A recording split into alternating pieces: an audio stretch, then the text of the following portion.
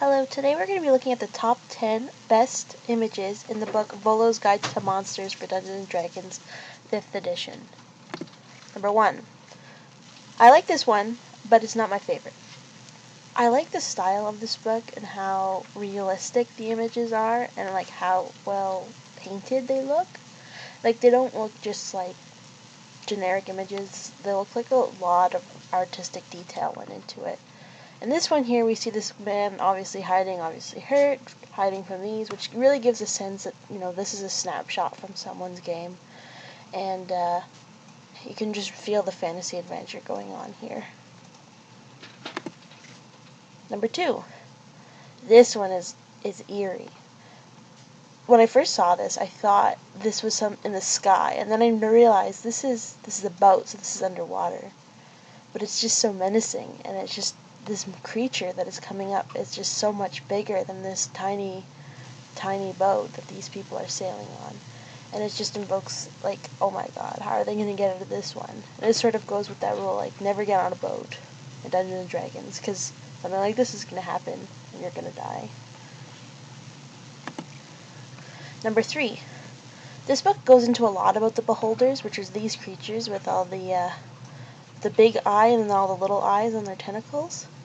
This one in particular was a full scene versus just an image of the character.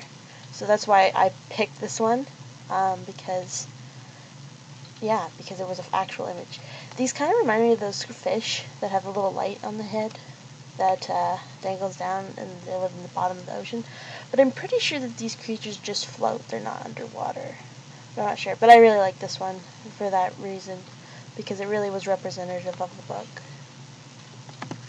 Number 4, this one reminds me of the old books, like Deities and Demigods from 1st edition, where they had this sort of imagery of sort of like godlike creatures, and this looks like an Egyptian-era god, carrying out things. Now, this one, unlike those, is in full color, not just black ink and white background. So it looks really cool. It looks really daunting, and it looks like it's really evocative of someone's adventure, and it would be a good tool to look at this image and think, oh, it's a great starting off point for a campaign. Like, it just works.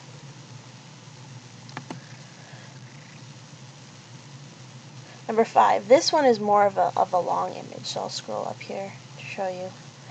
But this one just looks so terrifying, and I'm not sure what's going on here, but it really worked for Halloween because I'm doing this in October. I really liked this one, how it's lit, and again, just the painted detail of the images, and that they're not just confined to their box, and it gives the book a really good eerie feeling, which I think is what they were going for. Number 6. This one doesn't really fit with the rest of the book, but it's just so well painted that I thought, you know what, I'm going to throw it in there. It's just underwater scene. Just like normal reefs and all that jazz. And the whale. I just like it. So I put it in pie because it was really well detailed, good attention to detail, good use of color, good use of the book that is printed in full color. And again, I like the this detailing. I don't know, impartial to it.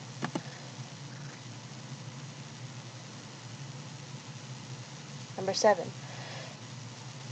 This, again, just looks like a starting off image for a campaign.